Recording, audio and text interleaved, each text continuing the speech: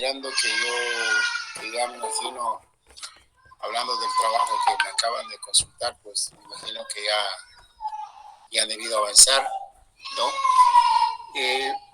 Ya han deben, no sé, la verdad que no sé si han avanzado o lo han iniciado, pero de todas formas tienen que tomar en consideración que si no lo han hecho ya debían haberlo hecho, ¿no? Porque el tiempo está avanzando, fíjense, estamos ya a 9, 8 prácticamente de octubre, y ya tenemos, diría yo, entre 2 meses y medio efectivo, ¿no? Pero bueno, ustedes me imagino que saben mejor que yo manejar su tiempo, entonces me imagino que están previendo esas cosas, ¿no? Bueno, vamos a continuar entonces desarrollando nuestro tema. Estábamos en la parte de formación de suelos, ¿no? Entonces vamos a compartir pantalla para que ustedes puedan ver la información que les estoy socializando, ¿ya?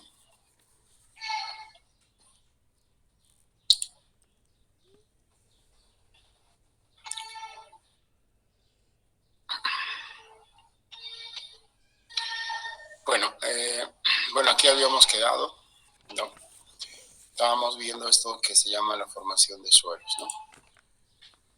Bueno, a ver, un poquito recapitulando el tema, les había comentado sobre los procesos de formación de suelos, donde pues es una actividad que se desarrolla en forma natural, ¿no es cierto?, en miles de años, y que pues su calidad de los suelos dependen justamente de su génesis, ¿no?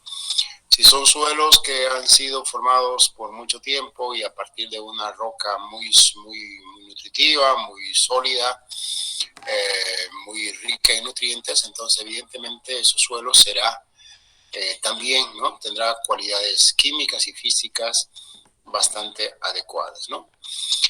Pero bueno, a ver, ¿cómo es que se forman cómo son los procesos de formación de suelos, ¿no?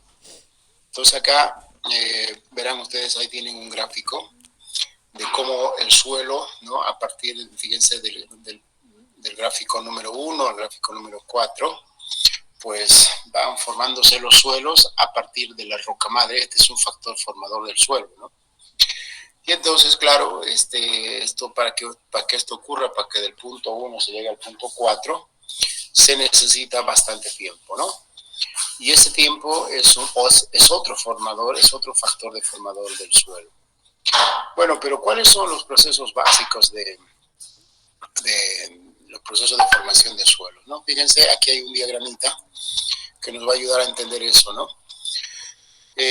Tenemos acá los factores formadores del suelo, que los vamos a desglosar hoy en la clase, que tendría que ser el clima, relieve, roca, tiempo, organismos vivos. Y pues estos factores formadores del suelo producen lo que se llama una meteorización física y química de la roca, ¿no? Es decir, cambios físicos y químicos, ¿no?, en la roca principalmente, y esos cambios físicos por lo general son la fragmentación de los minerales, ¿no?, y también la fragmentación de los restos de vegetales y animales, ¿no? Estamos hablando entonces de la parte sólida del suelo. Recuerden que la composición del suelo está 50-50, ¿no? 50 material mineral y materia orgánica, y el otro 50 está formado por, en este caso, espacio poroso, ¿no? Entonces, esta fragmentación que ocurre en las rocas y en los restos vegetales sufren también procesos de meteorización química. Ya les voy a mostrar cuáles son esos procesos de meteorización química, ¿no? Y entonces esta meteorización pues va actuando en la roca y en los restos vegetales, formando justamente esto, ¿no?, los constituyentes del suelo, es decir, los minerales, el humus, el agua y los gases. Y aquí hay digamos, un cuarto constituyente que se llamarían los geles e iones en la solución. En realidad, cuando hablamos de solución del suelo, no es, digamos, un componente más, sino ya es un componente que se produce a partir de la mezcla de agua y la solubilidad de minerales, ¿no? Entonces, estos geles y iones de solución en realidad forman parte de todo ya del sistema, ya no, y no es un componente, digamos, importante como el agua, el gas, los minerales y el otros, ¿no? Bueno, y finalmente estos constituyentes siguen sufriendo cambios, ¿no es cierto?, hasta que, bueno, se llega a formar el suelo, ¿no? Y aún así el suelo sigue evolucionando en el lugar, ¿no? Sigue formándose, sigue sufriendo meteorización física y química, y al mismo tiempo, pues van trasladándose de un lugar a otro, ¿no? O sea, a través de factores como, por ejemplo, también el viento y la lluvia, que producen ese fenómeno que nosotros conocemos con el nombre de erosión, ¿no? Generando, por lo tanto, el transporte de sedimentos, ¿no? Es una característica acá en Santa Cruz que la formación de suelos es a base de sedimentos, ¿no?, traídos por las cuencas, en este caso del río Piraí y del río Grande, ¿no? Entonces, esto es más o menos el flujograma de cómo ocurre la formación del suelo, ¿no? Entonces, ahora vamos a ver cada uno de estos procesos, de la forma como pasa. Entonces, cuando hablamos de la roca madre, ¿no es cierto?, como formación del suelo, ustedes saben que la roca madre, pues estamos hablando de 3 rocas, ¿no?, principalmente, ¿no?, que son en este caso las metamórficas, las ígneas y las sedimentarias, ¿no? Pero bueno, esas son las que nosotros conocemos como material parental, ¿no? Ahí ustedes tienen un gráfico en el cual se encuentran esas rocas, ¿no?, que las he mencionado, que seguramente también ustedes las han estudiado con mayor profundidad en la parte de geología, ¿no? Entonces, bueno, esos son justamente los materiales parentales del edafón, ¿no? Ahora, ¿cómo llega la roca metamórfica? ¿Cómo llega la roca ígnea? ¿Cómo llega los sedimentos a esa capa relativamente superficial de 1,5 metros? Es justamente a partir de esto, ¿no?, de los materiales residuales, de los materiales transportados y de los materiales acumulados, ¿no? Bueno, entonces diríamos que esa es la primera parte del proceso. Entonces, pues tenemos ahí nosotros en diferentes zonas, diferentes tipos de rocas, ¿no? Ahí están las ígneas, las sedimentarias, las amórficas. Y bueno, nosotros los podemos ver, ¿cierto?, como roca viva, así como en esta figura, por ejemplo, o esta otra. O ya, digamos, con una granulometría mucho menor, ¿no? En algún momento este suelo que se ve bastante mullido en realidad, ¿no es cierto?, es nada más una roca que en algún momento estuvo de esta manera, ¿no? Entonces, bueno, ahí está la roca como formador. Bueno, dijimos que los procesos básicos son la alteración, el aporte, la pérdida de material, la ganancia de material, ¿no?, la agregación, la traslocación. Estos son los procesos, esta es la dinámica de todo lo que es la litosfera para que se vayan formando los suelos, ¿no? Ahí verán un gráfico donde está, pues, la roca madre, ¿no es cierto? Y esto, pues, el tiempo es el relojito ese que está marcando, que va transcurriendo miles de años hasta llegar a formar esto que nosotros lo conocemos como bosque, ¿no? Entonces, bueno, fíjense, hay una tremenda un tremendo tiempo que se utiliza en la formación del suelo. Bueno, ¿cuáles son esos cambios, esas adiciones, esas pérdidas? No nos olvidemos que habíamos dicho que el suelo es como un sistema. Entonces, al tener un sistema, pues tiene entradas y salidas, ¿no? ¿Cuáles son las principales adiciones que tiene el suelo? Pues ahí tenemos agua, aire, materia orgánica, suelo por sedimentación y el calor. Estas son las adiciones, la forma como van ingresando en el suelo. El agua y el aire, estamos hablando principalmente por precipitación. El aire por el intercambio gaseoso entre el suelo y la atmósfera. Y bueno, los suelos por sedimentación, es decir, la acumulación, ¿no es cierto?, de los sedimentos que son traídos generalmente por lluvias, ¿no? En este caso, llamémoslo inundaciones, ¿no? Cuando ocurre una inundación en una zona, en cualquier zona, fíjese, ya estamos entrando nosotros a la etapa de, bueno, en octubre, ¿no? En octubre, noviembre ya vamos a entrar a la etapa de lluvias y es muy frecuente escuchar que ocurren inundaciones, ¿no? Entonces esas inundaciones evidentemente no solo traen agua, sino el agua está trayendo sedimentos, ¿no? Que evidentemente se van a ir acumulando en el lugar donde pues el agua se vaya acumulando y ahí significa que estamos adicionando al suelo ya más sedimento, ¿no? Ahora al mismo tiempo esas adiciones se van perdiendo. Obviamente que el agua que entra por la precipitación se pierde por evapotranspiración, ¿no? O por evaporación nada más. Lo mismo que el oxígeno, el dióxido de carbono, el nitrógeno vuelve al aire, ¿no? Los gases principalmente, los gases atmosféricos ingresan al suelo y vuelven hacia la atmósfera. Y también el suelo por erosión, es decir, digamos, ya este suelo está formado y si este suelo pues está expuesto al viento, entonces se produce la erosión eólica. Y la erosión eólica significa la traslación de material sólido. Ahora lo mismo, si este suelo está expuesto a erosión hídrica, entonces este suelo está perdiendo a través de la erosión hídrica la creación de sedimentos, ¿no? O también acá hay un factor importante para esto de la pérdida del suelo, es la pendiente. Cuando el suelo está con pendiente, que vendría a ser otro factor de formación que es el relieve, pues los materiales, ¿no es cierto?, el suelo se pierde por materiales coluviales, ¿no?, que son, digamos, arrastrados hacia abajo, ¿no? O sea, los derrumbes, los famosos derrumbes, ¿no?, que son materiales coluviales, que significa pérdidas de suelos de alguna zona. Bueno, entonces esas adiciones y esas pérdidas es constante, ¿no? Entonces en algunos casos favorece y en otros casos evidentemente desfavorece. Lo ideal sería que esto esté en equilibrio, ¿no?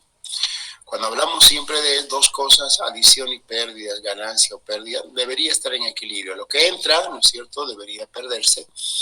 Entonces ahí el suelo se mantendría en equilibrio. Pero resulta, ¿no?, que por acciones diversas, naturales o humanas, pues a veces y generalmente las pérdidas son mayores que las adiciones, ¿no? Y entonces ahí se genera lo que nosotros llamamos la degradación de suelos, ¿verdad? Bueno, ahora, dentro del suelo, ¿no es cierto?, dentro del suelo estas adiciones pues sufren cambios y movimientos, ¿no? Cambios, por ejemplo, aquí una vez que ingresa la materia orgánica empieza a descomponerse hasta llegar a humus, ¿no? Después también los minerales empiezan a sufrir meteorización física y química, ¿no? Y también meteorización biológica. Entonces, de tal manera que están habiendo cambios, ¿no? Por ejemplo, así les digo rapidito, ¿no? Si viene, por ejemplo, roca caliza en el suelo acá, si en algún momento hubiese roca caliza, entonces esa roca caliza primero está sufriendo un cambio de solubilidad, es decir, el agua va a causar la solubilidad de esa roca caliza. ¿Qué significa la solubilidad? Que va a solubilizarlo, los componentes de esa roca caliza, en forma iónica. En este caso, por ejemplo, el calcio es el principal componente de la roca caliza, ¿no? En realidad el carbonato y el calcio. Pero el calcio es el que interesa acá en el suelo. Entonces ese calcio posteriormente sufre una hidratación, ¿no es cierto? Y posteriormente sufre una hidrólisis, ¿no? Y entonces va generando lo que se llaman las reacciones químicas en el suelo. En este caso, el calcio evidentemente realiza una hidrólisis neutra, es decir, no altera el pH, no altera el pH del suelo, pero evidentemente si hay elevada concentración de calcio, significa que puede estar asociado a la presencia de carbonatos, ¿no? Entonces, y si hay carbonatos, ahí sí, evidentemente, hay un efecto directo en la reacción del suelo, es decir, el suelo se tendría que tener una reacción alcalina, ¿no? Entonces, fíjense, a partir de la roca madre, que, por ejemplo, en este caso, una roca caliza, esos cambios, ¿no es cierto?, que pueden sufrir los componentes, pues pueden llegar a influir bastante en la composición química del suelo, ¿no? Por ejemplo, le estoy diciendo el pH. Ahora, si hay bastante calcio, significa bastante carbonato, producto de la roca caliza. Ese carbonato con el sodio que puede existir también en el suelo va a formar carbonatos de sodio. Y el carbonato de sodio va a formar bicarbonatos, ¿no? Es todo lo que le estoy diciendo, son reacciones de hidrólisis. Y los carbonatos y los bicarbonatos tienen relación con la alcalinidad del suelo y además tienen relación con la salinidad del suelo. Entonces podemos nosotros en algún momento tener problemas de exceso de sales en el suelo. Y eso significa producto de los cambios que están sufriendo los minerales que han sido adicionados al suelo.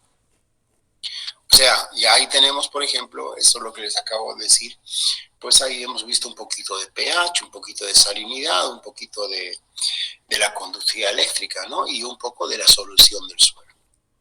Pero fíjense, esos conceptos que les he dado, pues ocurren acá, ¿no? Ocurren acá en el suelo precisamente por esos cambios. Ahora, movimientos, ¿no? En el suelo, claro que hay movimiento en el suelo. Por ejemplo, la arcilla y la materia orgánica que se van moviendo de menor a mayor profundidad, principalmente la arcilla, ¿no? Entonces, esa arcilla que están en horizontes, digamos, o capas superficiales, pueden pasar a capas más profundas, o de capas profundas pueden pasar a capas superficiales. Eso se llama eluviación e iluviación. Más adelante lo vamos a ver, no hay necesidad de que lo tomen en cuenta ahora eso, pero eso significa movimientos, ¿no? Entonces, minerales, los movimientos de los minerales por las plantas, claro que sí. ¿Cómo ocurren estos movimientos? Imagínense si aquí nosotros tenemos los minerales solubles, ¿no? Por ejemplo, les decía el calcio, ¿cierto? Bueno, entonces acá viene a estar la planta, ¿no? Se supone que aquí está la planta, correcto. Entonces, acá está el calcio, ¿no? Ahí está el calcio. Entonces, este calcio, este mineral, ¿no es cierto?, está formando parte del suelo, pero se puede mover hacia la planta, ¿no? Por asimilación. Entonces la planta lo va a asimilar el calcio. Y entonces está viendo, ¿qué cosa? La movilización o el movimiento de los minerales hacia la planta, ¿no? Y bueno, eso ocurre continuamente porque la planta, ¿no es cierto?, está en proceso de desarrollo y necesita, digamos, en este caso, asimilar diferentes minerales. Las sales solubles, lo que acabo de decir, ¿no? El agua empieza a interactuar con los minerales y esos minerales, si son solubles, pues empiezan a formar lo que se llama la solución del suelo. Y entonces ahí hay un movimiento entre solución del suelo y cristalización, ¿no? El suelo, cuando hay agua, las sales se solubilizan y genera una solución del suelo.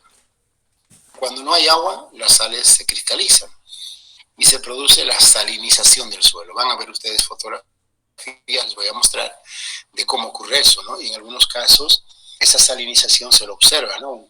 Una capita blanca o residuos de sales, ¿no es cierto?, en los lugares por donde se pierde el agua. Es interesante eso de la solubilidad de las sales y de la cristalización de las sales.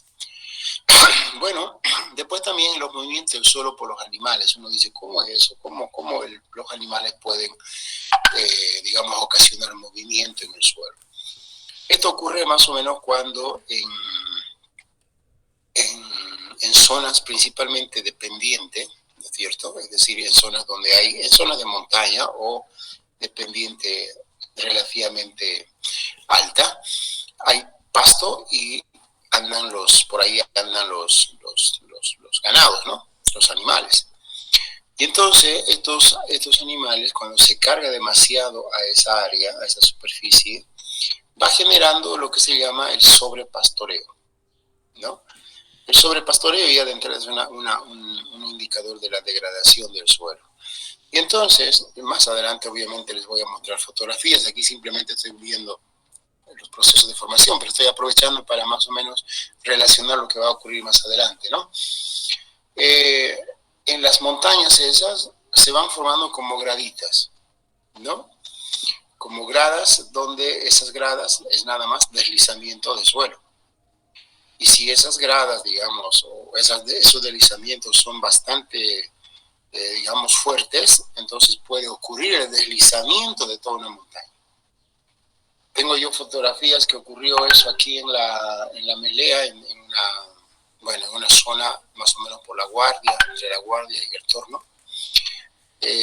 Tengo las fotografías inicialmente de lo que les acabo de decir, esas fracciones del suelo formando como especie de escalinatas, gradas, y después, bueno, una lluvia muy fuerte, ¿no? Donde se aprovechó eso y se deslizó toda la montañita, ¿no? Y entonces ahí están los movimientos que ocasionan los animales, ¿no? Uno quizás no los puede percibir, ¿no? Pero en el tiempo, con el transcurso del tiempo, uno va observando esos movimientos, ¿no?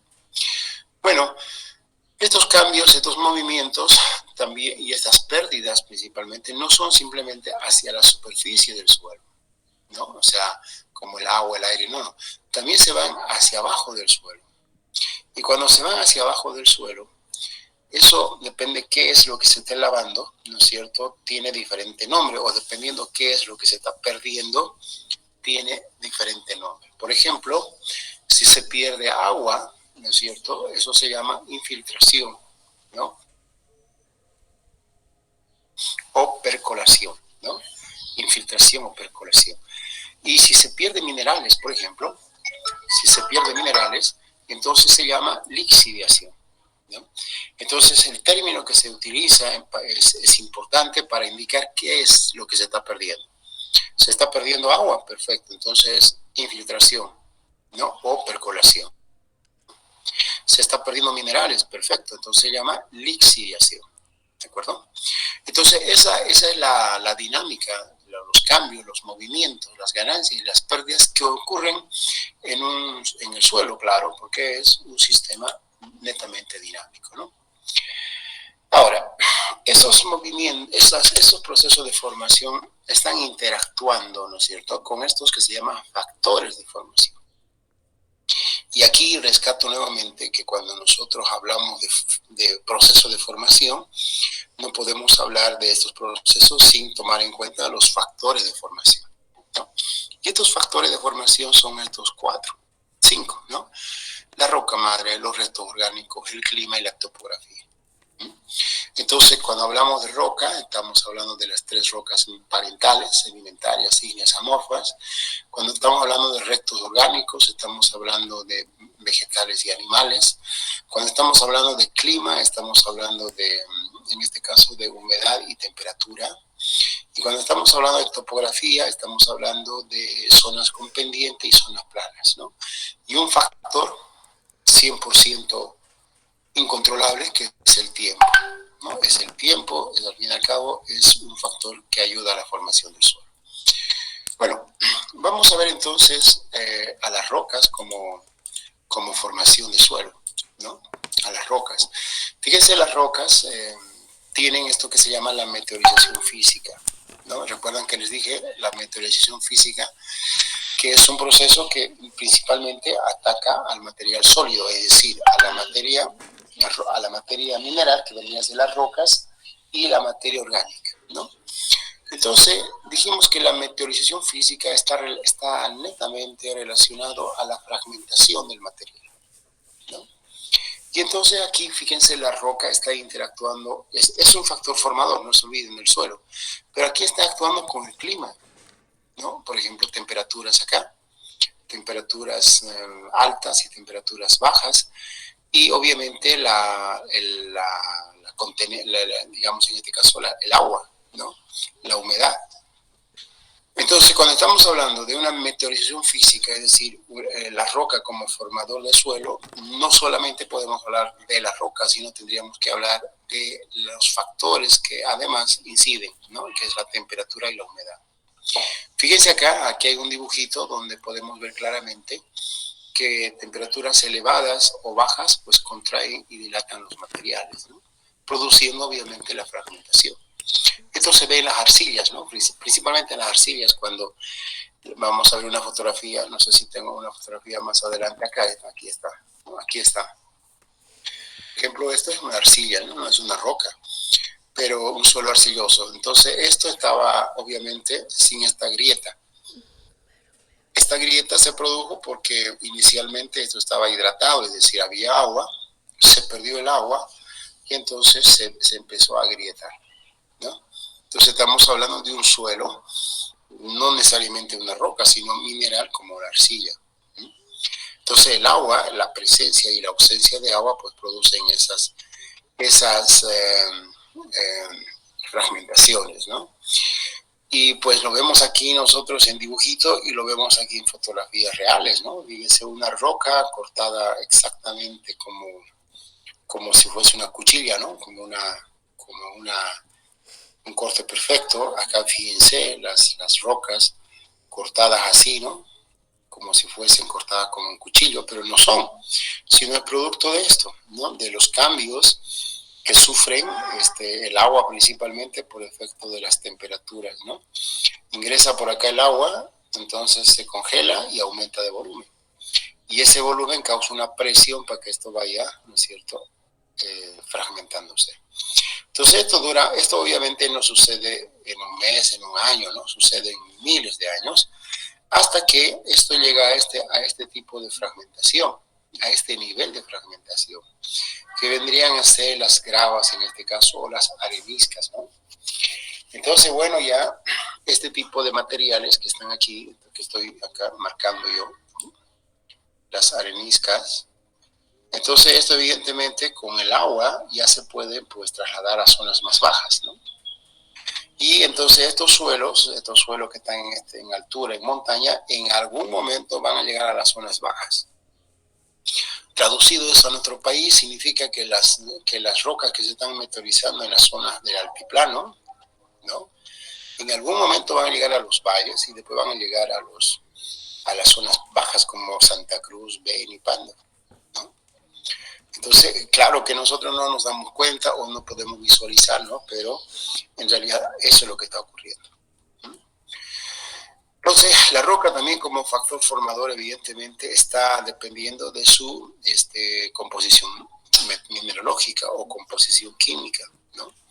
Fíjense, la mayoría son óxidos, pero silicio, potasio, ¿no?, titanio, aluminio, hierro, magnesio, calcio, sodio, fósforo, azufre, carbono. Entonces, eso significa que pues una roca, ¿no es cierto?, de acuerdo a su composición química que tenga, fíjense, tiene diferentes composiciones químicas, pues puede ser más favorable o menos favorable, ¿no es cierto?, a algunas características químicas del suelo. Por ejemplo, la fertilidad, por ejemplo, la acidez, por ejemplo, la alcalinidad, o por ejemplo, la salinización, ¿no? Entonces, cuando nosotros hablamos de dónde viene el calcio, de dónde viene el magnesio, de dónde viene el sodio, de algún tipo de roca, ¿no?, cuya composición es rico en ese mineral, ¿no? Evidentemente, para llegar a estos óxidos también se requiere un grado de evolución. No es que hay la roca y ya empieza a formar el sodio y potasio y óxido. No, es un proceso de oxidación bastante largo, ¿no? Ocupa bastante tiempo. Por eso es que nosotros no lo podemos percibir, ¿no? Entonces nosotros percibimos ya la parte final, ya lo que nos llega en el agua, digamos. No sé si ustedes han visto algunas veces en los ríos, cuando el agua está con un caudal grande, pues no se ve nada, pero cuando el caudal reduce, por donde ha pasado el agua, quedan ahí manchas blancas. Y uno dice, ¿de dónde vienen esas manchas blancas? Esos cristales blancos, precisamente de las sales. ¿Y las sales cómo salen? ¿De dónde vienen las sales?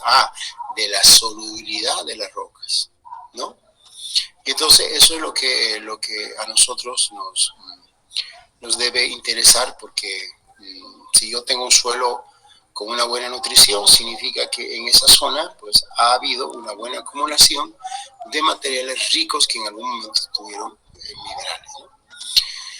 Bueno, ahora posteriormente las rocas siguen evolucionando, o sea, la fragmentación es un paso, pero después viene la meteorización química, y esa meteorización química pues da lugar, por ejemplo, ya a elevar las concentraciones de algún u otro elemento en una determinada zona.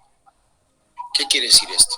Que quiere decir que si nosotros sacamos, por ejemplo, una muestra de suelos en Mairana, ¿no es cierto?, y sacamos otra muestra de suelos en San Julián, y sacamos otra muestra de suelos en, qué sé yo, en Yapacaní, y analizamos, por decirles, calcio, magnesio, sodio y potasio, con seguridad que las concentraciones en las tres muestras va a ser diferente.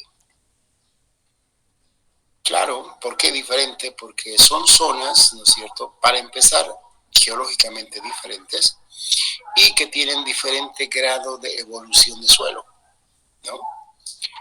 Entonces, en algunas zonas seguramente el suelo está más evolucionado, por lo tanto, seguramente aumentará mayor concentración de elementos químicos. En otros será menos evolucionado y por lo tanto tendrá menor concentración de elementos químicos.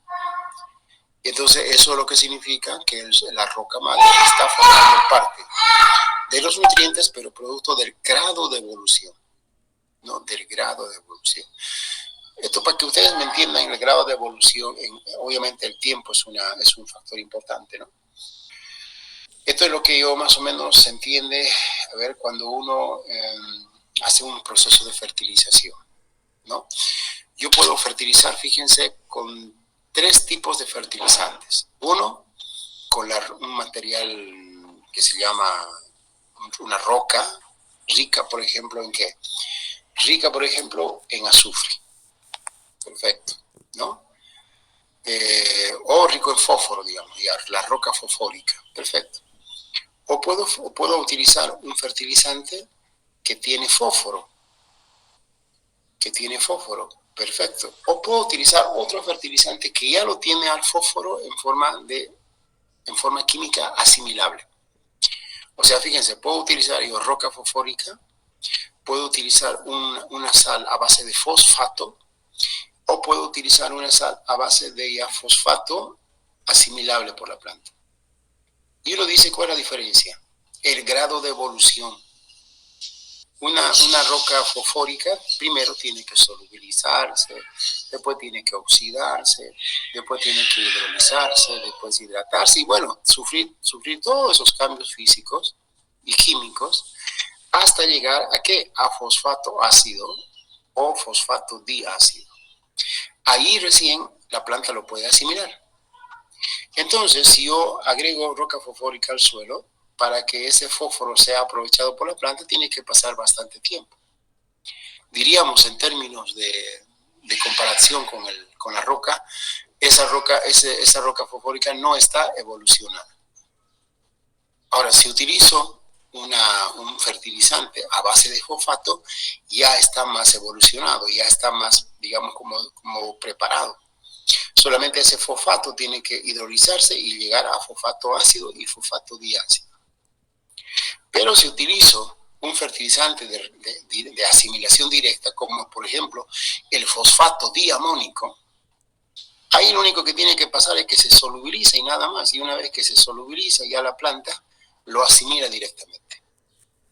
Entonces, ahí está claro que si yo quiero tener una respuesta clara en una planta de la asimilación del fósforo, tendría que utilizar fosfato diamónico. ¿Qué es el fosfato diamónico? Es un mineral ya prácticamente en términos de nutrientes evoluciona. Por ejemplo, en el caso nuestro, en el caso de la empresa, nosotros estamos haciendo 2 tipos de preparación de fertilizantes orgánicos, 3 en realidad, ¿no? Uno que es el material base, ¿no? Donde es un material netamente orgánico, pero no tiene nada, solamente toda la mineralización de la materia orgánica, nada más. Después estamos preparando un segundo material, que es un material en base a la materia prima, que en este caso es el biol, pero enriquecido con rocas, digamos, naturales, por ejemplo, la roca fosfórica, el sulfato de calcio, en este caso el yeso, la cal, ¿no? que son digamos, minerales naturales. Pero ahora, si nosotros queremos que ese fertilizante sea directamente asimilable, cuando yo digo directamente asimilable es más o menos, fíjense, si ustedes quieren tomar una vitamina, ¿no es cierto? Pueden tomar una vitamina a partir de una fruta, ¿no? Entonces, claro, consumen la fruta y la fruta va a tener que digestarse en el cuerpo y la pequeña concentración de la vitamina que hay en la fruta seguramente ustedes lo van a asimilar. Esa es una manera. La otra manera más sencilla o más rápida, diríamos, es que ustedes se tomen una vitamina, la misma vitamina, pero sintetizada, es decir, una cápsula, ¿no? Bueno, entonces ya el complejo B, digamos, ¿no? Bueno, el complejo B ya está mejor, ¿no? Ya hay más respuesta más rápida. Pero si quieren otro mucho más rápido, directamente a la vena, ¿no? Un inyectable, chique. ¿Cuál es la diferencia? La diferencia está en la velocidad de asimilación y en la concentración. Y entonces el tercer producto que nosotros preparamos es eso, directa asimilación. Entonces, de tal manera que ustedes echan ahora la planta y ya mañana tienen respuesta. Así como les digo, mañana, máximo mañana, 3 días. Ya la ven a la planta grandecita, verde, y si estaba mal, pues se recupera. Entonces, eso es lo que significa la evolución de los nutrientes, ¿no? A partir de la roca madre. Entonces, ustedes pueden tener diferentes grados de evolución, ¿no? Aquí tenemos la roca, por ejemplo, ¿esto qué indica, no? Esto indica la evolución de la roca, pero a partir de la materia principal, ¿no? Hasta llegar, por ejemplo, a material fino, ¿no? Como por ejemplo en este caso la arcilla, ¿no? La arcilla. Entonces aquí, por ejemplo, tenemos grava, arena, limo y arcilla, ¿no? Entonces, bueno, pues toda esta granulometría que ha ocurrido acá es producto de la meteorización física del suelo, de la meteorización de la roca del suelo. Entonces, ustedes dirán, ¿y de dónde viene esta arcilla? Viene de que en algún momento esta arcilla ha sido roca.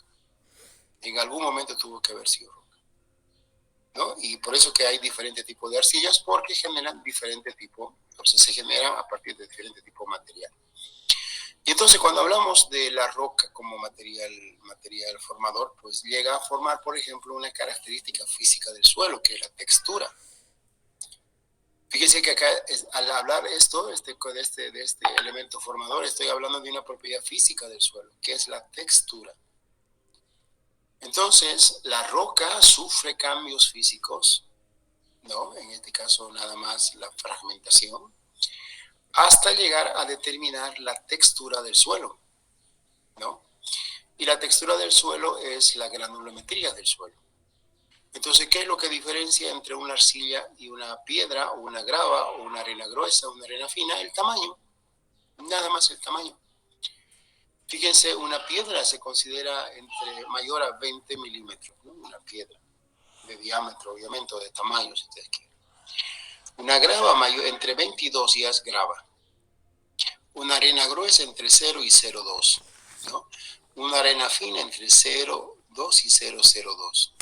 Un limo entre 0,02 y 0,002. Y la arcilla menor a 0,02.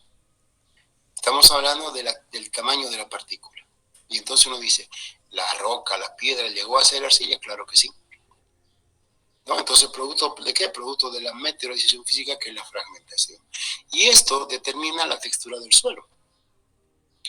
Entonces, claro que vamos a tener diferentes texturas del suelo de acuerdo a la formación que haya tenido el suelo. Por ejemplo, las texturas de los suelos de La Paz, de Potosí, de Oruro, ¿no es cierto?, son productos netamente de la fragmentación del suelo.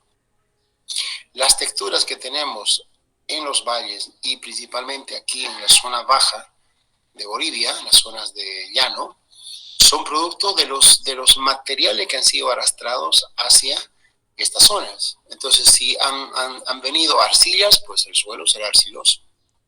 Si han venido limos, pues el suelo será limoso. Si han venido arenas, pues el suelo será arenoso. Entonces, fíjense cómo la textura, ¿no es cierto?, digamos, es una característica de acuerdo a cómo ha sido formado el suelo. Allá en el occidente es producto de la edafización, allá se está meteorizando la roca madre. Acá en Santa Cruz no tanto. Nosotros podemos hacer excavaciones muy profundas y quizás encontrar algunas rocas, ¿no? Y en otras zonas, pues hacer profunda y no saca nada, no se saca absolutamente ninguna roca. No, por eso que esto es muy importante, por ejemplo, para los que hacen pozos, ¿no? Cuando ustedes quieran hacer alguna vez un pozo de agua, obviamente en alguna zona rural, les preguntan dónde es la zona, digamos que en Limoncito, ¿no? O en el Torno, o en la Angostura. Bueno, está bien, dice, no, allá no vamos. ¿Por qué? Porque hay mucha roca, hay mucha piedra. Y además está cerca el río, ¿no? O sea, los pozos deberían estar a baja profundidad, ¿no? Pero allá hay mucha piedra. Y uno dice, ¿y por qué tanta piedra? Bueno, pues porque son bañados de ríos, ¿no? Y en la Angostura está prácticamente el río Piraí, está la entrada del río Piraí. Entonces, bueno, eso ha traído roca, pues no, ha traído piedras, por eso que hay demasiadas piedras ahí. Pero no es que se hayan originado ahí, no, es que se han ido trayendo, han sido traídos por el agua. Ahora, si se van al Chaco, ¿no es cierto? Ahí no hay mucha roca. Por eso que ahí hacen los pozos 30, 40, 50 metros y no encuentran nada de roca. Todo es limo, arena, arcilla, limo, arcilla, y entonces ahí pueden cavar la profundidad que quieran. Eso, fíjense, lo conocen los que hacen pozos, ¿no? Más o menos saben cuáles son las zonas donde pueden tener éxito y pueden no tener éxito, claro, pues pueden cavar 30 metros y pum, se chocan con una piedra, listo, ¿no? Tendrán que tener un equipo especial que hay, evidentemente, para picar eso, ¿no? Y un taladro y que pues pasar esa roca, ¿no? Y seguir haciendo las excavaciones. Lo que hacen ya hay los petroleros, ¿no? Claro, y eso también es a mayor profundidad. Entonces, ahí tenemos, por ejemplo, la roca, ¿no? La roca como formador del suelo. Entonces, estas rocas, fíjense, van cayendo, ¿no? Van siendo trasladados, como les dije yo acá, materiales aluviales, que son materiales traídos por lacústricos marinos, traídos por el agua, materiales de viento o dunas, ¿no? Que son trasladados por el viento, y materiales coluviales que son, digamos, trasladados por ayuda de la gravedad, ¿no? Esos famosos deslizamientos, ¿no? Entonces, este es material coluvial, porque, bueno, bajó a esta zona por efecto de ¿qué? De la pendiente, ¿no? Por efecto de la gravedad. Entonces, material coluvial, dunas y aluviales. Esos son la forma como después de que sufren meteorización física las rocas, se van trasladando de un lugar a otro. Ahora, estas rocas, ¿no es cierto?, sufren meteorización química, ¿no? Y física también, y biológica también. Ya hemos visto la parte de física, fíjense que está relacionado con la humedad y la temperatura, ¿no? Pero la química y la biología es otro tipo de meteorización que se tiene. Y entonces aquí tenemos la meteorización química, ¿no? Que es por cambios por solubilidad, ¿no? Que son cambios, digamos, físicos, que es la solución, la hidrólisis y la carbonatación, ¿no? Ahí están los cambios, los que tienen los suelos, ¿no? Y los otros serían los cambios estructurales, ¿no? Que es la hidratación y la oxidación y reducción. Entonces, cuando nosotros hablamos de que la roca se está meteorizando químicamente, estamos hablando de esto, ¿no? La formación de una solución, bueno, ya ustedes lo saben, sal, agua, catión y anión, ¿no? La hidrólisis es el proceso por el cual las sales, o en este caso los minerales, pues originan acidez, alcalinidad o neutralidad, ¿no? La carbonatación, pues ya la misma palabra lo dice, ¿no? Carbonatación significa que hay la generación de carbonatos, ¿no? La generación de carbonatos. Entonces acá hay carbonatación y descarbonatación, ¿no? Entonces depende cuál sea el sentido de la reacción para que ocurra la carbonatación o ocurra la solubilidad, ¿no es cierto? O la insolubilidad, ¿no? Carbonato de calcio o bicarbonatos. Entonces, tenemos una reacción en doble sentido, ¿no? Entonces, en un suelo puede ocurrir la descarbonatación, es decir, la pérdida de carbono, y la carbonatación, es decir, la formación de carbonatos, ¿no? Y después acá, la hidratación. ¿Qué es la hidratación? La hidratación es que el agua, ¿no es cierto?, pasa a formar parte de la estructura de la molécula, en este caso, de la sal o de la sustancia química, ¿no? Aquí, por ejemplo, las hematitas, ¿no?, que tendrían el óxido férrico. El óxido férrico, así como está, es óxido nada más, pero cuando se hidrata, es decir, cuando moléculas de agua pasan a formar parte de la estructura química del compuesto, pues ya estamos hablando de una sal o de un óxido, en este caso hidratado, ¿no? Aquí es hematita y aquí es limonita, ¿no? Entonces, la hidratación ya da lugar a un distinto mineral, ¿no? A un distinto compuesto químico. Y los otros procesos que son más comunes, ¿no? La oxidación y la reducción, ¿no? Oxidación y reducción, esto está en base a la exposición al oxígeno o a la exposición de carencia de oxígeno, ¿no? La oxidación es oxígeno, acción del oxígeno, y la reducción es la acción donde no hay oxígeno. Oxidación y reducción. Y entonces, claro, el mayor proceso que ocurre es la oxidación, porque el oxígeno está, pues, ¿no?, en todo lugar, ¿no? Son ciertos lugares, ciertos ambientes donde son ausencia de oxígeno, es decir, son procesos anaeróbicos, ¿no? Generalmente estos procesos anaeróbicos se generan en ambientes donde existe una descomposición, ¿no? Una descomposición orgánica preferentemente, ¿no? Entonces, cuando uno quiere hacer una descomposición orgánica, quizás uno de los procesos más adecuados es la descomposición anaeróbica, ¿no? Cuando quiere acelerar el proceso. Por ejemplo, les voy a dar aquí una situación. Si ustedes quieren aprovechar, por decirles, los residuos de una chanchería, ¿no?, de una criadera de porcinos. Ustedes saben que esos animales generan una cantidad de residuos, ¿no?, orgánicos, sólidos y líquidos, obviamente. Entonces, una manera de poder usar o de poder reutilizar eso es hacer, digamos, una descomposición aeróbica, es decir, un proceso de oxidación de esa materia orgánica o un proceso de reducción de esa materia orgánica, ¿no? Entonces, claro, los procesos de oxidación sería hacer compostajes, bueno, ¿no?, aireación de la materia orgánica. Y lo otro sería la reducción. Entonces, la reducción en el caso de ese tipo de residuos es mucho más, digamos, rápido. Entonces, ¿cómo ustedes dirían, cómo lo hacemos? Pues sencillo, ustedes hacen un biodigestor.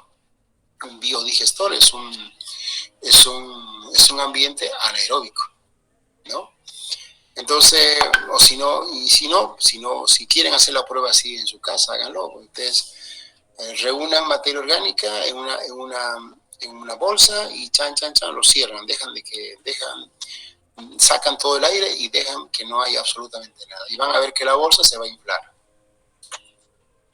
¿no? Se va a inflar. Ya de entrada ustedes saben que eso no es aire, no es oxígeno, porque no se olviden que han sacado todo el oxígeno. Han sacado todo el oxígeno significa que han generado un ambiente anaeróbico. Y la bolsa se va a inflar. Ustedes dicen, ¿y qué gas se está inflando? Ese gas que se produce es el metano, ¿no? Pero ese metano es producto de la descomposición de la materia orgánica por microorganismos anaeróbicos, sin oxígeno, ¿no? Y claro, producen el gas metano y ese gas se puede utilizar como biogás, ¿no? Ese es el biogás en realidad, ¿no? Pero como es un proceso anaeróbico, no genera olores, digamos, agradables. Por lo general son olores desagradables, ¿no? Incluso el metano sale con gases de sulfuros, amoníacos bien fuertes. Entonces, porque no se olviden que el nitrógeno, la materia orgánica en realidad, principalmente tiene carbono, hidrógeno, oxígeno, nitrógeno, ¿no? Y azufre. Y entonces, bueno, el carbono se va a monóxido o a dióxido de carbono, pero el nitrógeno se va a amoníaco, ¿no? Se reduce a amoníaco. Y el azufre se reduce a sulfuro. Y entonces, olores de amoníaco y sulfuro no son muy agradables, obviamente. Entonces, esos contaminan, digamos, el metano. El amoníaco y el azufre no son inflamables. Por lo tanto, reducen la inflamación del metano. Entonces, ¿qué se hace? Se purifica. Ese gas ese gas se lo hace pasar por el agua, ¿no?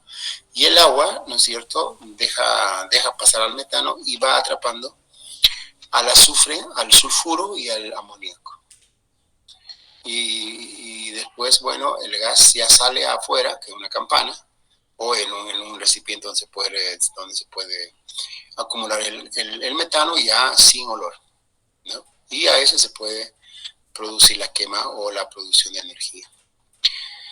Y entonces, eso se produce en un tiempo, digamos, reducido, ¿no? Estamos hablando de quizás una semana ya empieza a producir eso, empieza a descomponer, ¿no?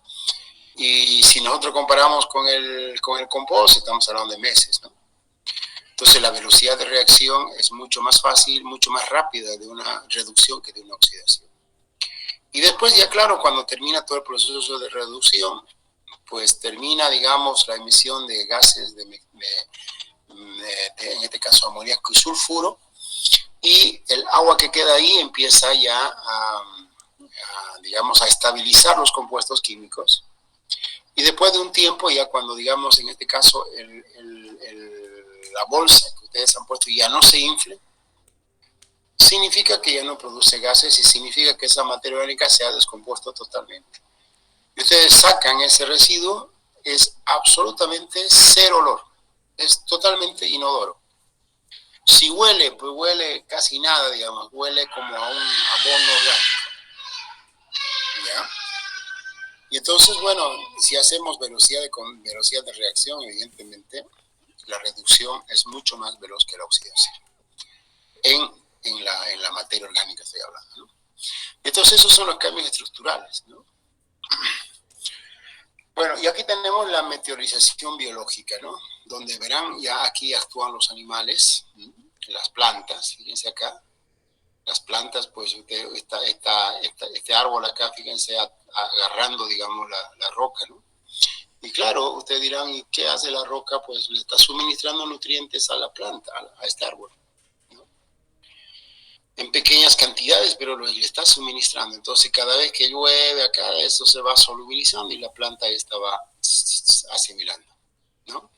Hay otras que aquí, por ejemplo, las algas, los líquenes, ¿no es cierto?, van colonizando rocas.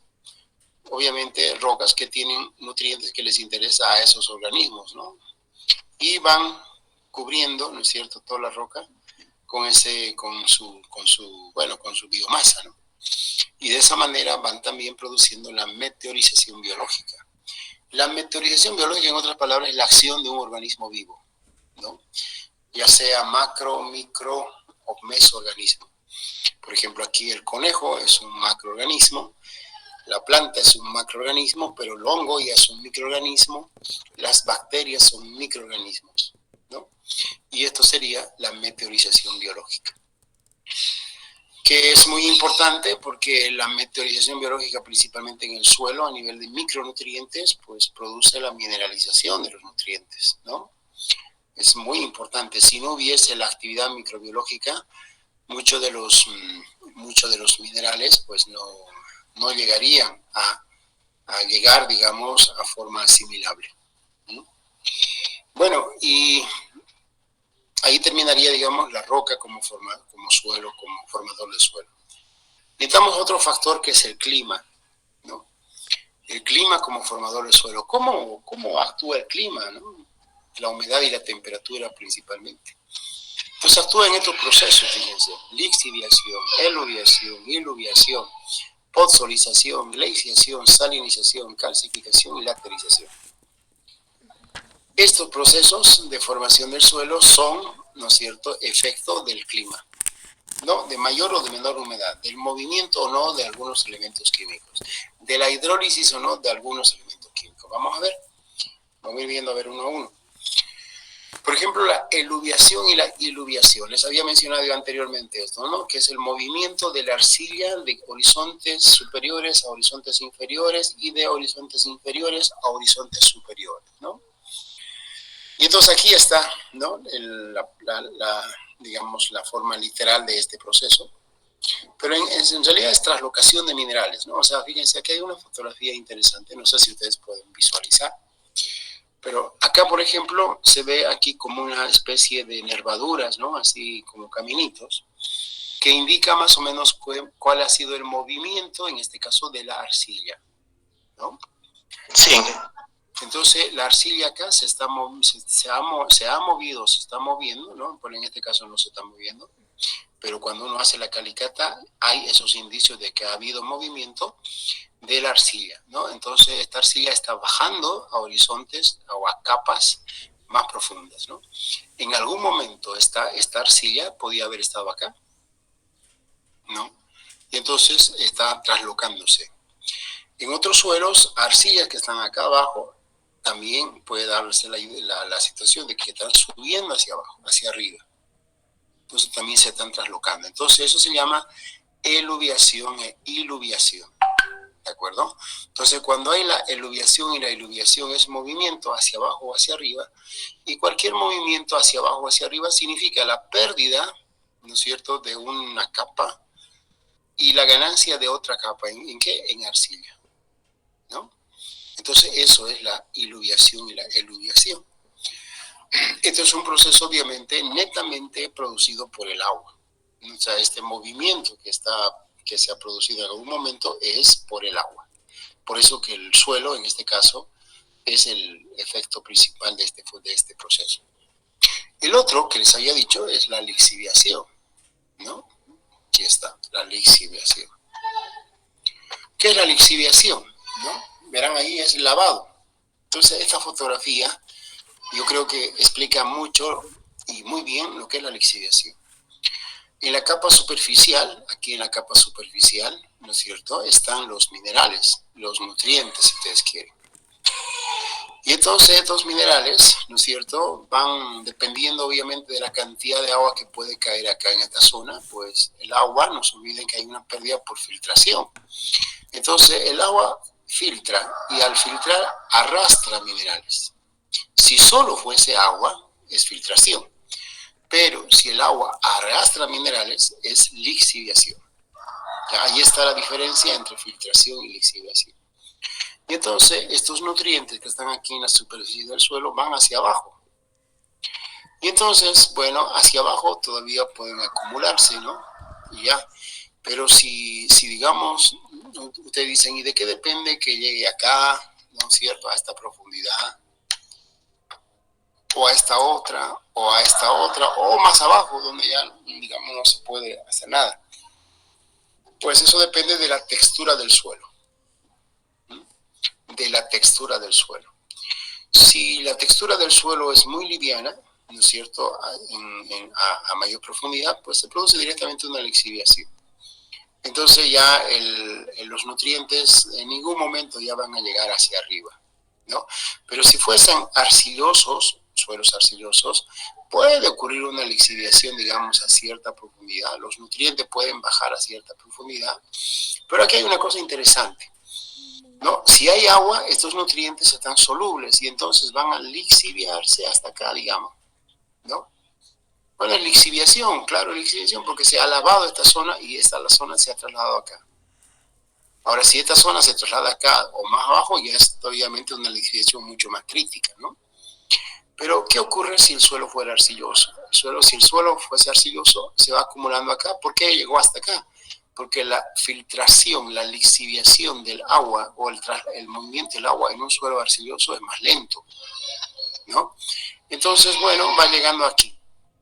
Y en algún momento el agua tiene que perderse, ¿no? Si se retiene acá en la arcilla, se pierde. Y el agua se pierde por evaporación.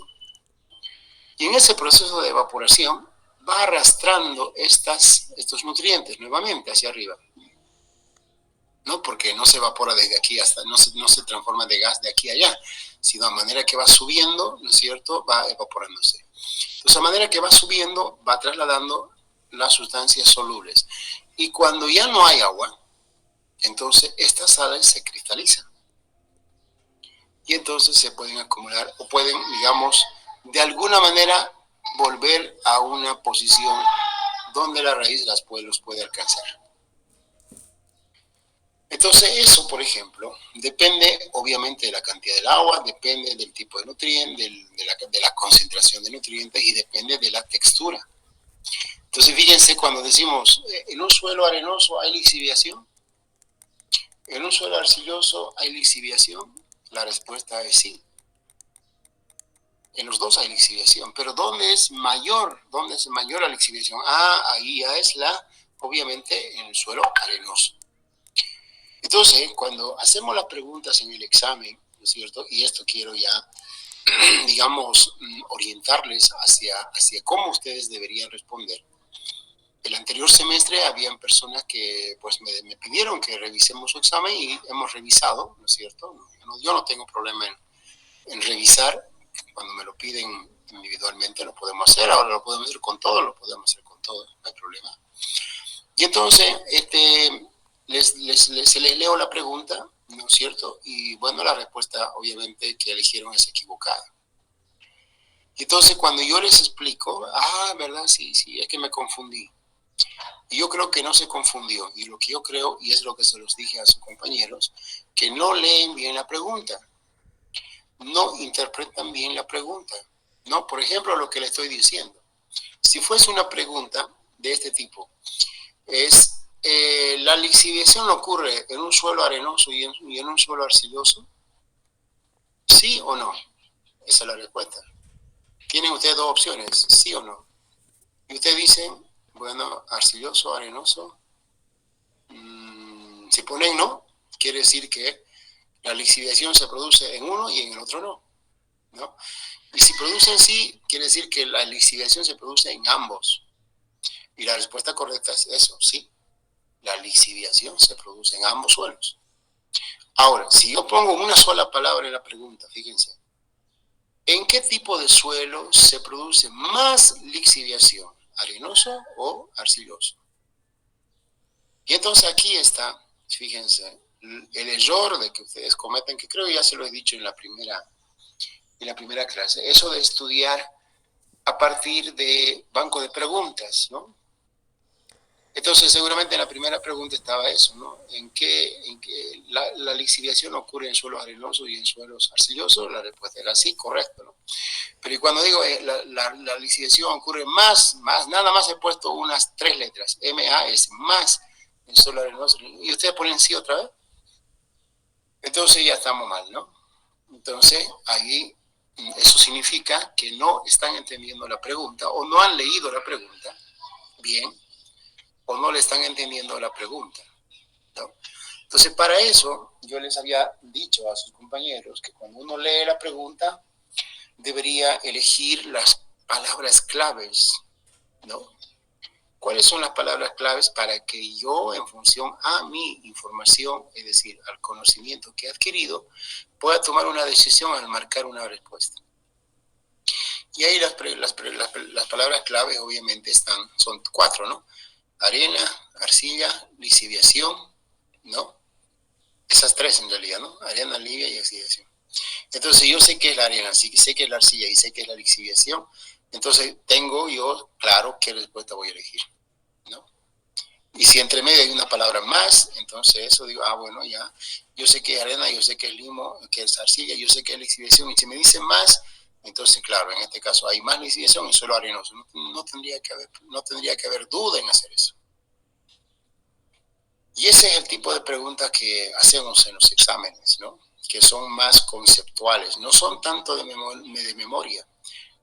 Yo a una de sus compañeras se metan, le hacemos 4 preguntas iguales, me acuerdo. 4 preguntas no iguales, sino similares, tenían casi el mismo enfoque, ¿no?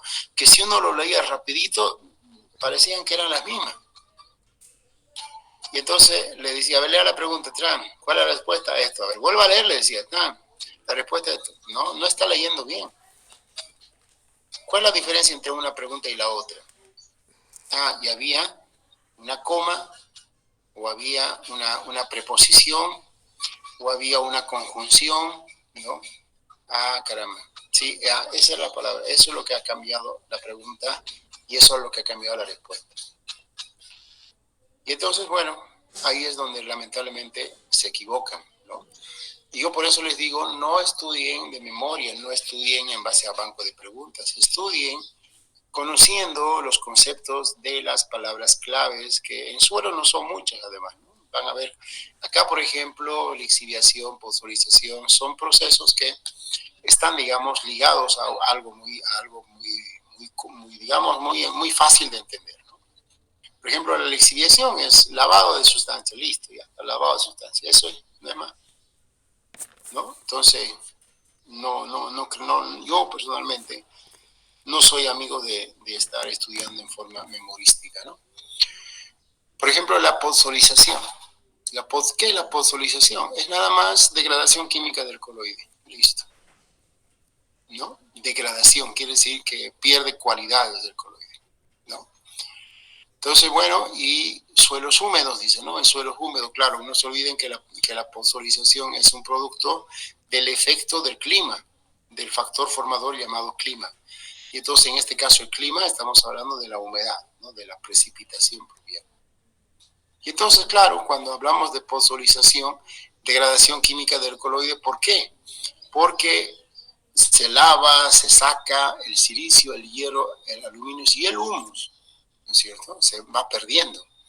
Quizás silicio y hierro sean, digamos, y el humus sean los elementos definidores de eso, ¿no? El aluminio no tanto, porque el aluminio en concentraciones elevadas son tóxicos, ¿no? Pero aquí es el sílice, el hierro y el humus el que define esa degradación. Bueno, el aluminio ya está asociado al clima húmedo. Si es el clima húmedo, entonces ahí aluminio más. En realidad todos estos están asociados al clima húmedo, ¿no? Silicio, hierro, aluminio y humus. Entonces, bueno, eso es el transporte de esos minerales, ¿no?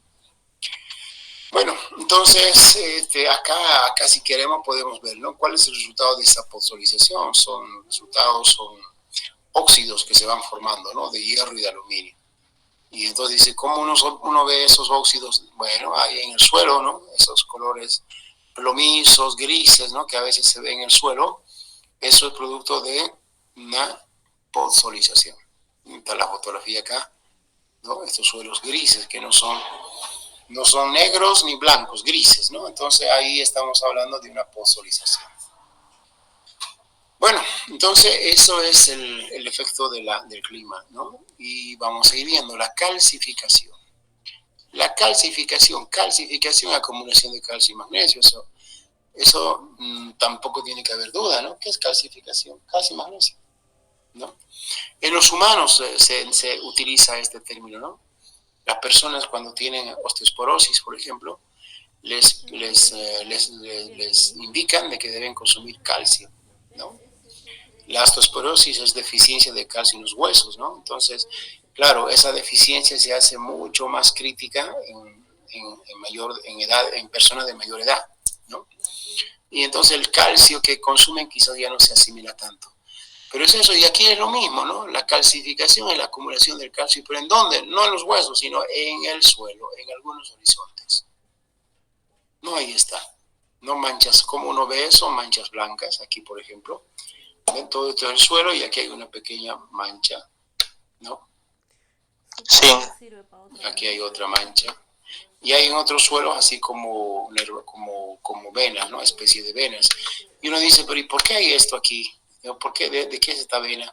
Esta vena es nada más de que en algún momento por acá pasó el agua, ¿no?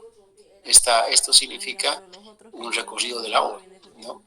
Y el agua tenía o contenía elevada concentración de calcio.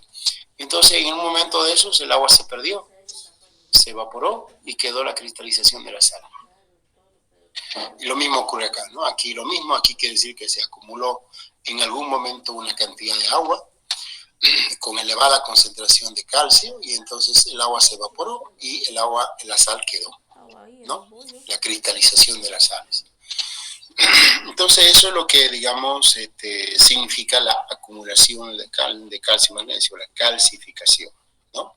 En los humanos eso es muy importante. Las personas, ustedes que están en edad prácticamente pasando ya la juventud, tienen que consumir calcio y magnesio, ¿no? Calcio, pues ahí está todo lo que es, digamos, a ver, calcio. Normalmente, si a mí me dicen tomar calcio, yo consumiría la cáscara de huevo, ¿no? Siempre viendo la cosa natural, ¿no? Ustedes échenle cáscara de huevo, échenle limón a la cáscara de huevo, y lo que van a hacer ahí es una reacción de un ácido y una base, ¿no? El limón, ácido cítrico, y la cáscara, carbonato de calcio, ¿no? Y van a ver que eso va a efervecer y se va a solubilizar toda la cáscara, se va a solubilizar. Algo quizás no se solubilice porque, bueno, le faltó ácido. Lo filtran y ya se lo toman. Y están tomando una tremenda concentración de calcio. Y magnesio, bueno, no conozco un material rico en magnesio, pero ahí está un producto químico que se llama el magnetil, ¿no? El magnetil, uno cada 3, 4 días, ¿no es cierto?, para mantener siempre los tenores considerados de calcio y magnesio. La lacterización, ¿qué es la lacterización? ¿No? Entonces acá dice, producida por la exhibición de sílice, aluminio, hierro, calcio y magnesio, ¿no?, en ambientes tropicales. No se olviden que estamos hablando del efecto del clima, de la lluvia, ¿no? Entonces, ustedes, claro, saben que hay zonas más lluviosas y hay zonas menos lluviosas. Acá en Santa Cruz, por ejemplo, es una zona relativamente lluviosa, ¿no? En el Chapare, por ejemplo, la zona es mucho más lluviosa. Entonces, se supone que allá hay mayor proceso de lacterización que aquí en Santa Cruz, ¿no? Y hay mucho menor en Oruro, en La Paz, en Potosí, porque evidentemente allá no hay demasiada humedad, ¿no? No es un trópico, ¿no? No hay demasiada temperatura. Entonces, bueno, la lacterización se va a producir más o menos en función a las condiciones que se vaya a realizar.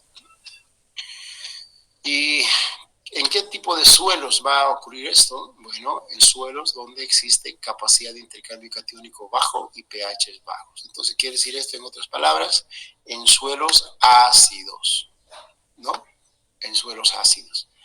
Entonces, en suelos ácidos ocurre la lacterización. Entonces, de entrada, si viene una pregunta en el examen, dice, no, el suelo tiene un pH de 7.5, ¿no es cierto? Estará sufriendo proceso de posolización, y ahí está la lacterización. Entonces dice, a ver, lacterización, pH 7.5, no, pH 7.5 es neutro, alcalino. Entonces todo lo que ocurre en suelo ácido se lo elimina porque ahí no hay, digamos, condiciones de lacterización. Entonces no será lacterización, será otra cuestión, ¿no? Entonces, ¿pero qué es la clave en esa pregunta? Es el pH y el valor del pH. Eso es lo que determina qué respuesta yo voy a elegir. Entonces, eso es lo que tienen que ustedes, digamos, ver, ¿no? Pero esta metodología, digamos, que no es solamente para responder los exámenes de suelos, no, sino en cualquier, digamos, proceso analítico o en cualquier análisis que ustedes hagan, de cualquier índole, económico, político, social, legal, lo que ustedes quieran, ¿no es cierto? Tienen ustedes que encontrar las palabras claves. Y cuando encuentren las palabras claves van a encontrar lo que se llaman patrones. Y cuando encuentren los patrones, listo, han entendido cómo funciona el sistema. Por ejemplo, no sé si ustedes alguna vez han leído un artículo científico, después de la tapa, después de la dedicatoria, y todo, ya viene el resumen, ¿no? El abstract. Y si ustedes leen el resumen de un artículo científico, abajo, que además el resumen no es de más de media página, ¿no es cierto? Abajo dice word case, ¿no? O sea, palabras claves. Case words, ¿no? Palabras claves. Y entonces hay 2 o 3 palabras claves ahí. Y entonces, si ustedes leen las 2 o 3 palabras claves y entienden la semántica, ¿no?, de las 3 palabras claves, con seguridad que les va a facilitar entender el tema. ¿No? Van a entender, digamos, en este caso, ¿cómo se llama? El patrón que sigue el trabajo de investigación. Bajo qué palabras está realizado o se va a realizar el trabajo de investigación. Entonces, no, esto de las palabras claves no es solamente para responder este tipo de exámenes, sino es para hacer análisis en realidad. Análisis de cualquier tipo, ¿no? Bueno, entonces, sí, dígame. Sí, le decía, estando de acuerdo con lo que decía de que hay que buscar las palabras claves para entender mejor el tema y de esa manera no fallar en el examen. Claro que sí, por eso que un sistema, me imagino ustedes, de lectura rápida que deben manejar, es subrayar, ¿no? Uno va leyendo, subraya lo que le parece importante, ¿no? Importante, Y entonces la idea es de subrayar. Yo una vez, bueno, le veía subrayando a una persona y le decía, ¿por qué subrayas, no? Pero casi subrayaba todo, casi, ¿no? O sea, más bien eran pocas las cosas que dejaba sin subrayar. Y entonces digo, ¿por qué subrayar? No, porque esto me parece interesante, pero todo te parece interesante. O sea, si digamos de un párrafo el 80% está subrayado, el 20% no está, entonces se entiende que todo es importante, ¿no? Pero en realidad el sistema funciona al revés, ¿no? En un párrafo debería subrayarse entre el 20 y el 10% de las palabras máximo. Precisamente lo que es importante, las palabras clave, ¿no? Y que cuando uno lee esa parte, visualiza esas palabras claves y arma la idea, ¿no? Arma el concepto. Arma lo que les dije yo, eso de los patrones, ¿no? Bueno, pero eso es una técnica que se desarrolla, digamos, ¿no? No es evidentemente de la noche a la mañana, hay que practicarlo, ¿no? Hay que practicarlo y hay técnicas para poder desarrollar eso, ¿no? Hay técnicas. Bueno,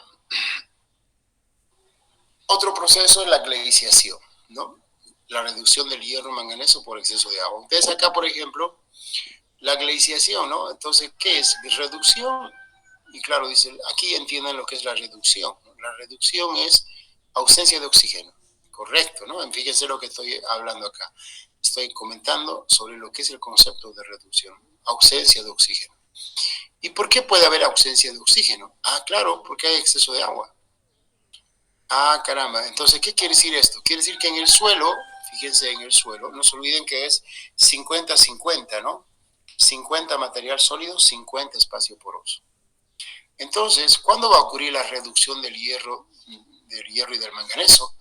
Cuando haya exceso de agua, quiere decir que cuando el 50% del suelo esté totalmente saturado de agua, es decir, que no haya oxígeno. Entonces, cuando no hay oxígeno, ahí se va a producir la reducción del hierro y del manganeso.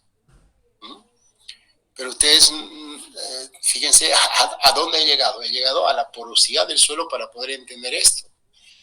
Pero si yo me memorizo y digo, glaciación, reducción de hierro, glaciación, repito 10 veces y me lo aprendo de memoria lo que es la glaciación. Y cuando llega el examen, yo les pregunto, un suelo inundado,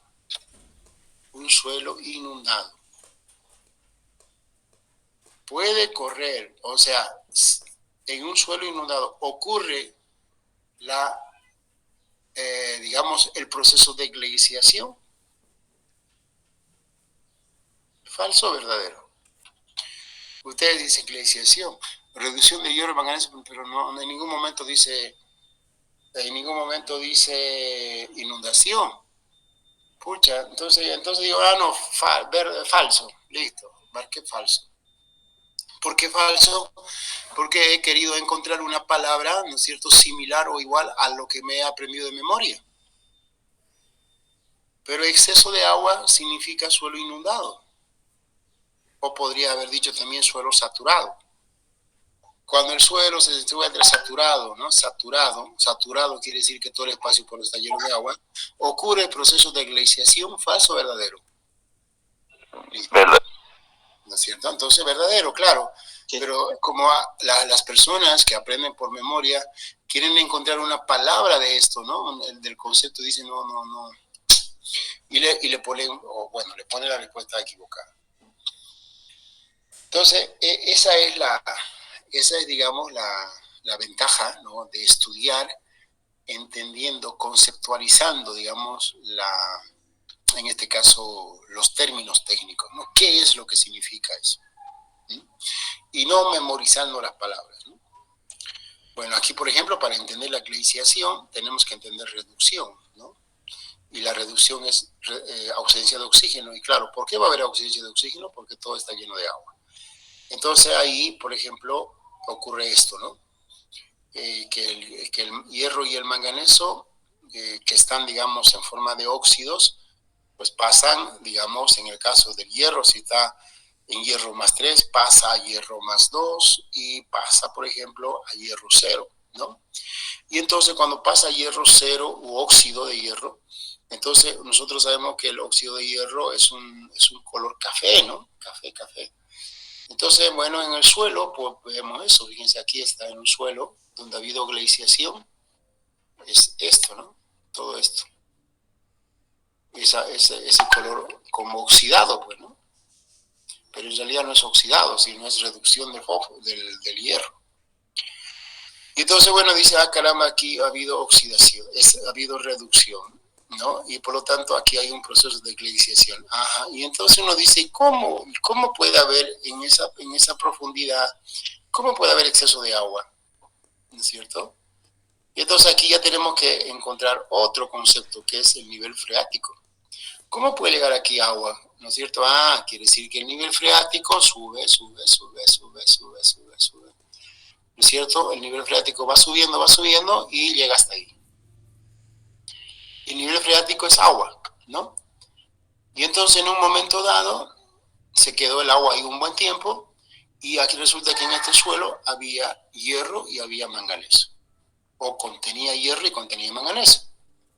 Y entonces, bueno, oxidó, redujo al hierro y al manganeso y después el agua se retiró. Bajó otra vez el nivel freático. Y entonces decimos, aquí ya ocurrió un proceso de glaciación, ¿no? Entonces tenemos que saber cómo ocurrió eso ahí. ¿Mm? Bueno, entonces de esa manera más o menos ocurren estos procesos químicos, ¿no? Aquí está la salinización, lo que les decía, ¿no? Fíjense acá las grietas en el suelo, porque esto inicialmente evidentemente no había grietas porque había mucha humedad, y entonces, bueno, todas estas grietas estaban prácticamente cerradas, ¿no? Pero a medida que se va el agua, no se olviden que estos materiales se contraen, ¿no? Se contraen, y entonces se va generando estas grietas. Y por esas grietas es que escapa el agua, ¿no? Se pierde el agua. Y entonces, claro, pues el agua, les dije, ¿no? Que mientras está en estado líquido va subiendo a la superficie y va arrastrando las sales. Y bueno, ya cuando está en estado de vapor, pues los va dejando ahí porque el vapor, ¿no es cierto? Ya es agua pura y las sales no pueden volatilizarse, no pueden evaporarse y se quedan ahí como cristalizadas. Y entonces eso es la salinización. Esta salinización puede ocurrir en la superficie o puede ocurrir acá, en el perfil del suelo, ¿no? Estas sales, por ejemplo, han sido de alguna manera traídos aquí por el agua, por un proceso de... Inicialmente, vuelvo a reiterarles, podría haber... ¿Cómo han llegado aquí las sales? Bueno, aquí han llegado, digamos, las sales, más abajo han tenido que estar las sales y han llegado por lixiviación. Bien, hasta aquí han estado las sales por lixiviación, o más abajo, si ustedes quieren. Y el agua ha ido perdiéndose por evaporación, ha ido arrastrando. Van a ver ustedes cuando veamos la fase líquida del suelo, hay agua gravitacional, hay agua capilar, hay agua higroscópica, y esa agua higroscópica, capilar y gravitacional tiene un movimiento en el suelo. Y el agua capilar justamente sube así por los capilares, que son los poros, ¿no? Y entonces el agua va subiendo en estado líquido y va arrastrando las sales a esta parte del perfil. Y el agua sigue subiendo, y entonces, bueno, ya no trae muchas sales, hasta aquí sigue un poco, y aquí ya no nada, pero ya el agua pum, sale hasta acá y se evapora. Y entonces está arrastrando sales por evaporación. Entonces de esa manera se produce la salinización en los suelos, ¿no? Bueno, a ver, bueno, y ya con eso, pues producto de todos esos procesos, pues en nuestro país, ¿no? Tenemos suelos diversos, ¿no? Suelos de los llanos, de los humedales, suelos del altiplano, ¿no es cierto? Suelos en los valles, pues toda esa diversidad de suelos es producto de toda esa diversidad de formación que hay en nuestro país. Nuestro país yo creo que es uno de los países más diversos, ¿no? Como dicen en algunos eslogans, ¿no? Diversos en todo, ¿no? Todo, en cultura, en actitudes, en todo somos bien diversos, ¿no? Y los suelos no son ajenos a esa diversidad, ¿no? Nosotros somos ricos en biodiversidad, en realidad, y el suelo tiene que ver con eso, ¿no? Bueno, jóvenes, esa es la información sobre la formación de suelos. Espero que les haya interesado. Ya ustedes tienen esta diapositiva, así que profundicen en algunos conceptos que les interesa. Y si pues quieren alguna ampliación de la información de parte mía, pues simplemente me consultan en las clases, ¿ya? Bueno, si no tienen ningún comentario, algún aporte, adelante, y si no, pues ya podemos dejar ahí la clase.